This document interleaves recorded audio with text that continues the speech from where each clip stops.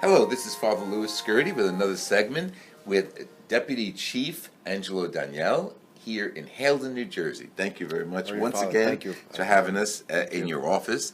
The office is very filled with mementos, whether they're plaques or badges, flag, of course.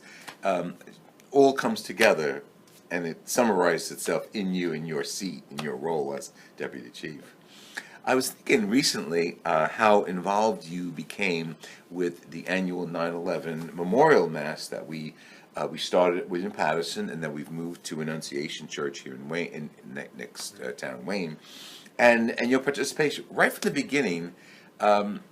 You were there on board, and you read, and you got the guys and women from here to come. Why?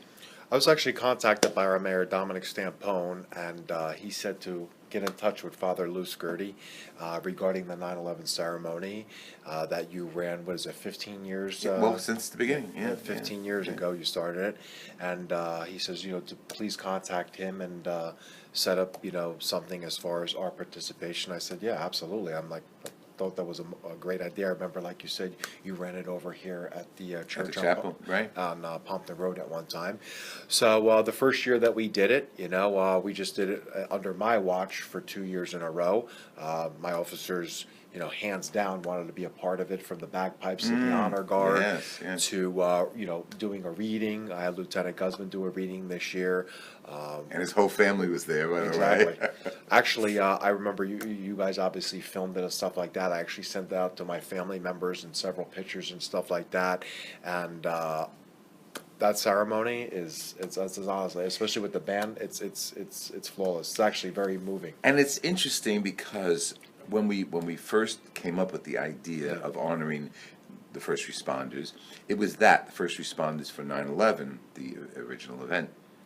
Then we realized that the first responders are around us all the time: police, fire, EMTs, and I was at William Patterson, and William Patterson happens to be adjacent to 4 or 5 towns, so we got Wayne and North Haledon and Haledon all involved, and of course the William Patterson department, the police department, and securities.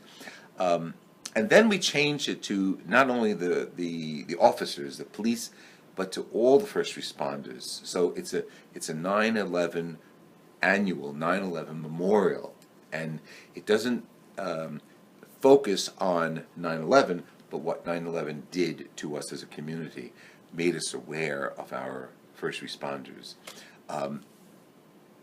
What's your attitude toward that idea that the role of the first responders, EMTs, right up to police? I mean, every year, that's a day that obviously should never be forgotten. And in order, never to forget it is honestly, honoring the men and women that are the first responders, from this whole entire area.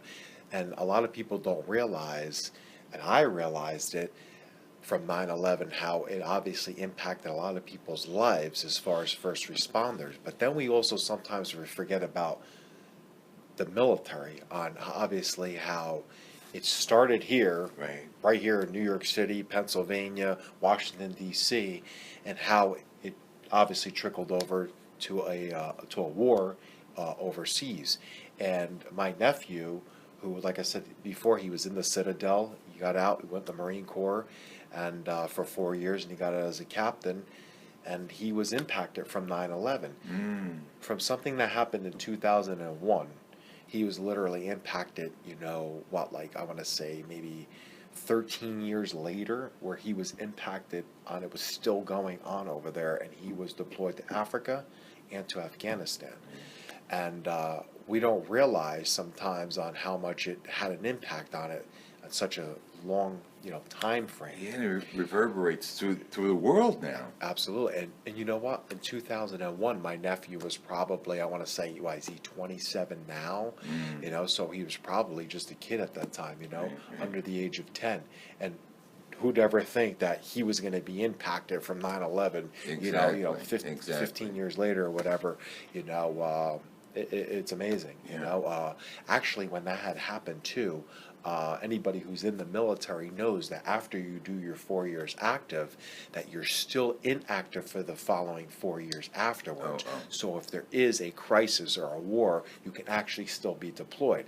So now my twin brother, just getting out of the Marines, in the time, he went in the Marines, let's see, 97, 98, 99, and 2000, I want to say. Yes, he did. Because then he became a police officer months before I became a police officer. It was so funny, right? So he's down there, he gets out of the Marine Corps. 1 month later, he gets hired as a full-time cop. 2 months later, I get hired as a full-time cop. Same exact year, just 2 months in between. Right. So he gets out of the Marines now, and he calls me up because of the whole 9/11 thing, and we're talking everything like that. Probably like a month later, he gets contacted by the Marine Corps. Now, he's already out, like I want to say 1 year. Mm-hmm. And they told him, you're basically on standby. Whoa. Even though you're out of the Marines, we might have to reactivate you. Ends up, a couple of his friends that he got out with, they actually got reactivated. So they never ended up pulling his number, though. So he didn't have to go back, but they definitely pulled a few of his friends that, he got a phone call from, said, hey, listen, we're going back. They were police officers too in different states. One of them was who he still keeps in contact with, a Fort Worth, Texas cop, and he got reactivated and had to go in for another 2 years due to the fact of 9/11. Right. So all these little stories that you hear about how people are we're still impacted by it to this day. Right. I mean, Right. people still obviously remember, or military things that are going on. We're still all, you could be on alert or heightened alert. But What are some of the, because we've chatted off screen with this, some of the influences that are with you that one might say are spiritual, one might say are religious, one might say are superstitious, and I don't think superstitious. For instance, your grandmother's role and your various uncles' roles in military. It's funny because I went to Catholic school. Me and my brothers went to Catholic school, and I've been in a uniform literally since kindergarten or first grade. I was an altar boy. We're Roman Catholic, and we are religious. We do go to church. I even went to I went to Don Bosco Tech for a year or two, Okay. and then I transferred over to Clifton High School. But we were always raised that way, as far as being religious, going to church.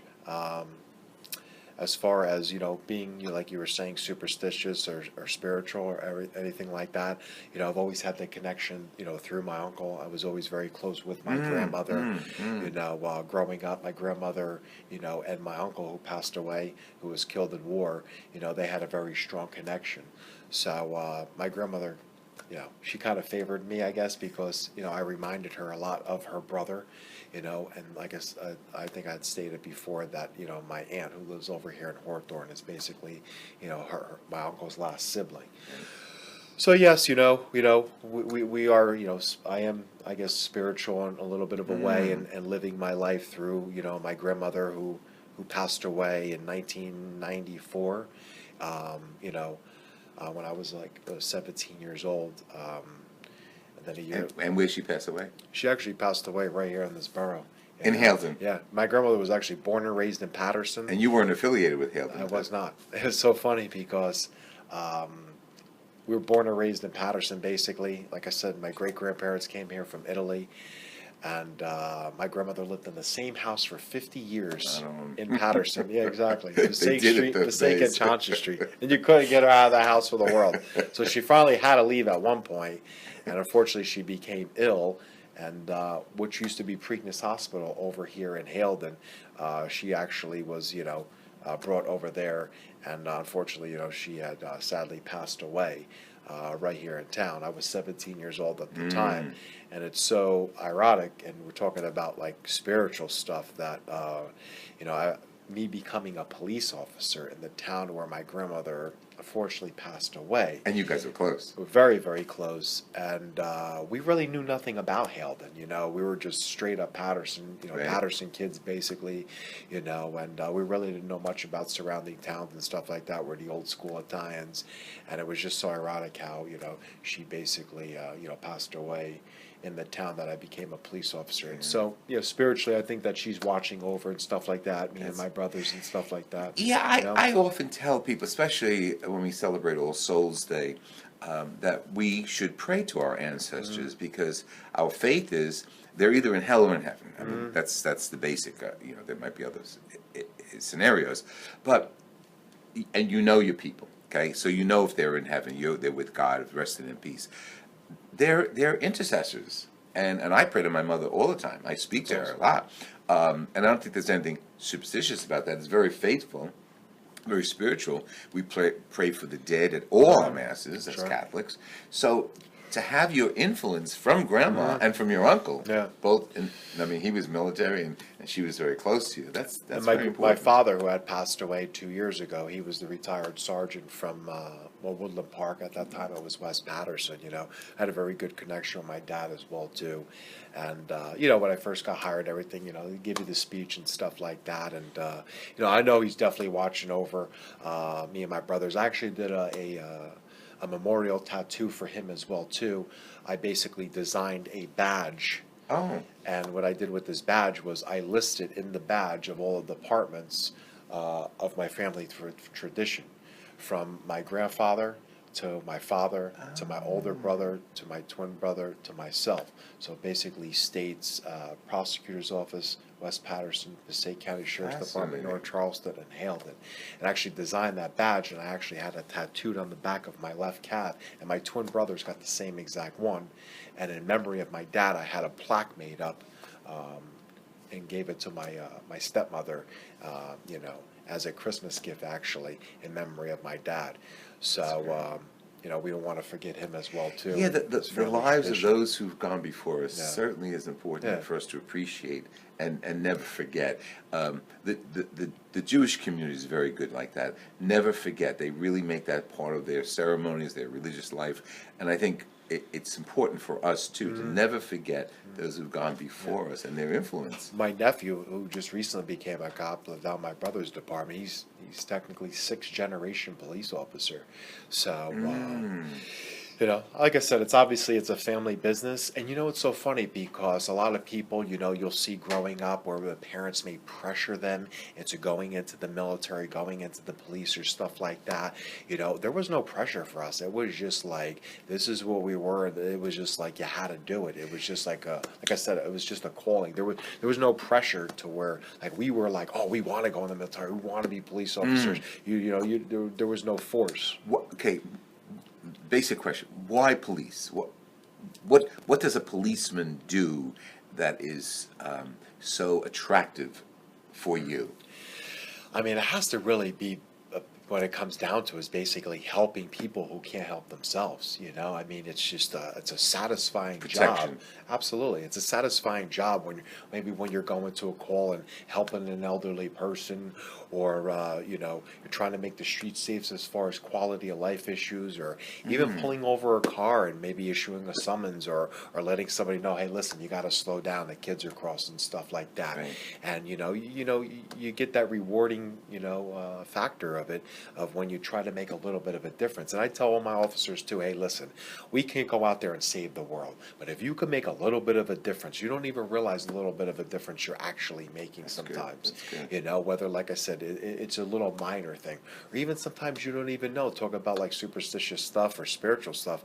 You may stop somebody on a motor vehicle stop and tell them to slow down. You might have actually saved their life or saved somebody else's life, because you don't know where they were headed towards or whatever, or you're getting somebody off the road, or you make an arrest. And at the end of the day, you're really changing, history, or changing like the future of something that can actually happen. Give you a story. Years ago, I was still at Seton Hall undergrad, and I was in the middle of Newark, and I had to get to South Orange Avenue. I didn't know which way to go. I was a little lost, a lot of traffic, and I made a left turn, and big sign, no left turn. But I had to get up that way. Okay. Of course, I got pulled over by a policeman. He comes over to me. Oh no, I was a priest then. I was a priest then. I didn't have a collar on, but I was a priest. So he pulls me over, and I know what I did, but I couldn't get out of this. Everything was one way, the opposite way I was going. He said, "Give me your information." He says, "You're a preacher?" I said, "Well, yeah, I'm a priest." He says, "Listen, preacher." He says, "You save souls, I save lives. Now go on your way and drive carefully. I says, thank you, officer. So he made an influence in my life too. But it's true. We work together. I mean, saving people, I hope, serving people all the time. And that's something that you can't just get. And unfortunately, in this line of work, sometimes you have to give people bad news. Yes. You know, Yes. it has happened throughout the career. You know, I was on the road for basically 18 years before I came inside here. I've been inside for 2 years, you know, overseeing the department, which I really can't, I mean, honestly, words can't even explain how happy I am. Not only to, That's you know, to great. be in Halden, I love this borough since day one. I always made a promise to myself that whatever department would hire me, or whatever borough would hire me, I would give them 110%. And I feel like I always have, and I always will. I'm basically like I'm in debt to them, and that's the way that I've always felt. I try to teach that to my officers as well too. You know, that have came up, but like I said before, sometimes unfortunately, you know, there's job calls for us telling some people some unfortunate Right, things. right. You know, whether they have to be committed to jail, or we have to issue them summonses, or God forbid, you know, there's a death in the family, and you know, we've seen some, you know, things here as far as bad accidents and stuff like that, Right. or deaths, you know, but it's part of life, and you know, we try to help each other out and work through it. And you know, if officers ever need counseling or anything like that, we're always here for them to listen to them as well too. You know, And to give 110%. I like that. absolutely. Absolutely. It's impossible for me. And that was the way that we were always taught, even growing up. And I feel like that's the way that my family's always had some sort of, obviously, leadership and success, is that we were taught that if you're going to do something, you're going to go at 110%. We're not going to go half. You got to go at 110.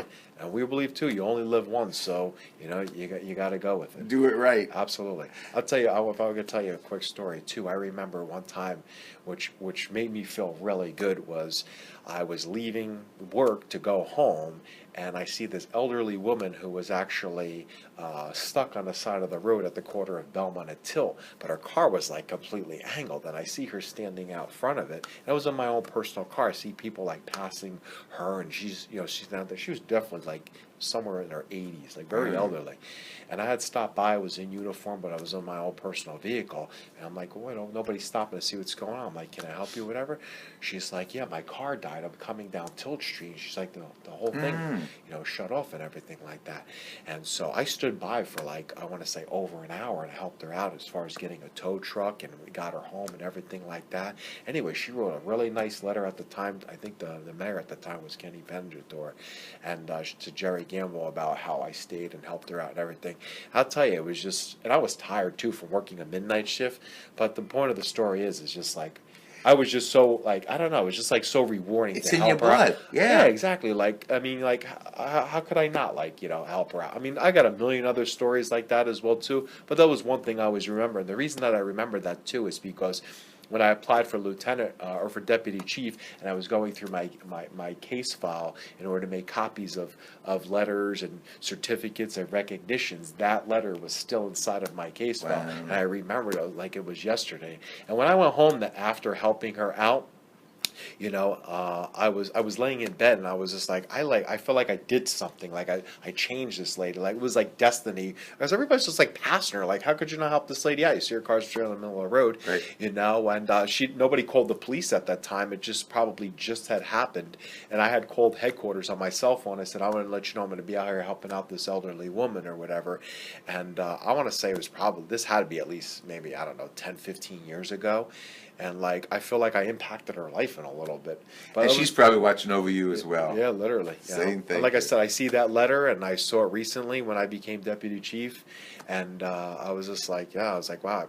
I was happy that I was able to help her out. Just, something that small, These have been wonderful interviews, and you ended on a perfect spot. How you're called to serve 110%, and that's what you've given us on these interviews. I really appreciate it. I really appreciate Anything this. you'd like to tell our audience?